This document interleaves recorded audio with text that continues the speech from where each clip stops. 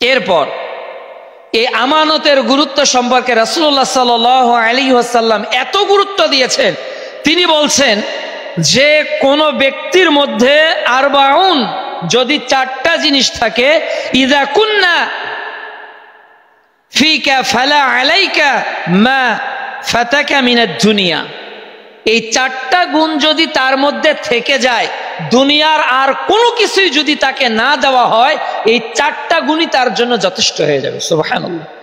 দুনিয়াতে আপনি ডাক্তার না, ইঞ্জিনিয়ার না, প্রফেসর না, উকিল না, ব্যারিস্টার না, আপনার কোনো জায়গা সম্পদ নেই, আপনি একেবারেই সাধারণ মানুষ, কিন্তু চারটা গুণ যদি আপনার থাকে, তাহলে কোনো কিছুর আপনার পরোয়া করার দরকার নেই। এর এক নাম্বার গুণ হলো হিফজুল আমানা, আমানতের হেফাজত করা। আল্লাহ রাব্বুল আলামিন আমাদের যে আমানত দিয়েছে, এর মধ্যে এটা হেফাজত করা। এরপর এই হাদিসটি রয়েছে মুসনাদ আহমদের 6652 এবং মিশকাতুল মাসাবির 5222 নম্বর হাদিস। এরপরে রাসূল সাল্লাল্লাহু আলাইহি ওয়াসাল্লাম অন্য বর্ণনায় বলেন যে রাসূল সাল্লাল্লাহু আলাইহি ওয়াসাল্লাম এমন কোন খুতবা দিতেন না যে জায়গায় তিনি এটা বলতেন না। অর্থাৎ তিনি যে খুতবাই দিতেন, তার খুতবার অংশে একটা জিনিস থাকতো। কি জিনিস সেটা? বাইহাকিতে এসেছে 4045 নম্বর হাদিস এবং মিশকাতুল মাসাবি প্রথম খণ্ডে কিতাবুল ঈমান অধ্যায়ের 35 নম্বর হাদিস। রাসূল সাল্লাল্লাহু আলাইহি ওয়াসাল্লাম বলছেন, লা ঈমানা লিমান লা আমানা, ওই ব্যক্তির ঈমানই নেই যার মধ্যে আমানতদারিতা নেই। এমন কোন খুতবা মুহাম্মদ সাল্লাল্লাহু আলাইহি ওয়াসাল্লাম দিতেন না। প্রায় খুতবায় তিনি কি বলতেন?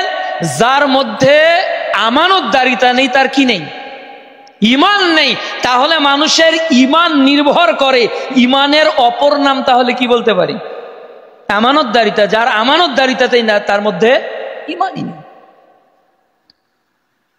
এরপর দেখুন রাসূলুল্লাহ সাল্লাল্লাহু আলাইহি ওয়াসাল্লাম মক্কার কাফেরদের নিকট কতটা আমানতদার ছিলেন।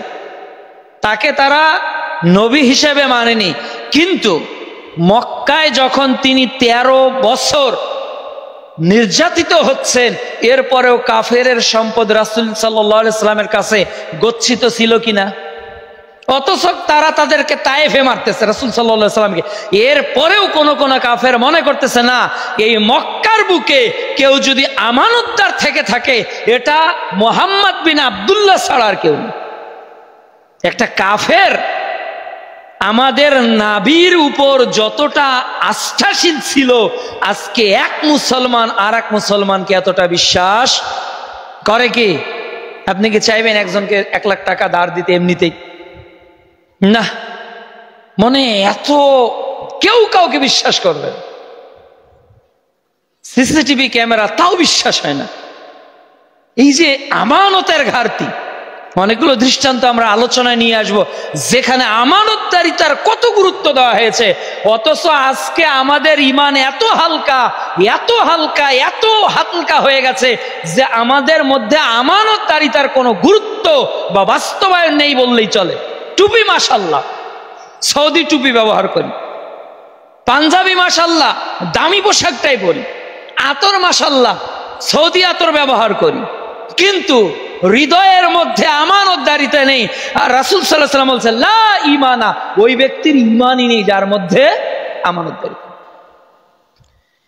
এমন কি রাসূলুল্লাহ সাল্লাল্লাহু আলাইহি ওয়াসাল্লাম যখন মিরাজ, রাসূল সাল্লাল্লাহু আলাইহি ওয়াসাল্লাম যখন হিজরত করলেন, সিরাত রাসূল সাল্লাল্লাহু আলাইহি ওয়াসাল্লাম লেখক প্রফেসর আসাদুল্লাহ গালিব হাফেজাহুল্লাহ 228 নম্বর পৃষ্ঠায়, রাসূল সাল্লাল্লাহু আলাইহি ওয়াসাল্লাম যখন মক্কা থেকে মদিনায় হিজরত করলেন, তখন তিনি তার ঘরে যাকে রেখে গেলেন তার নাম হলো আলী রাদিয়াল্লাহু তাআলা আনহু।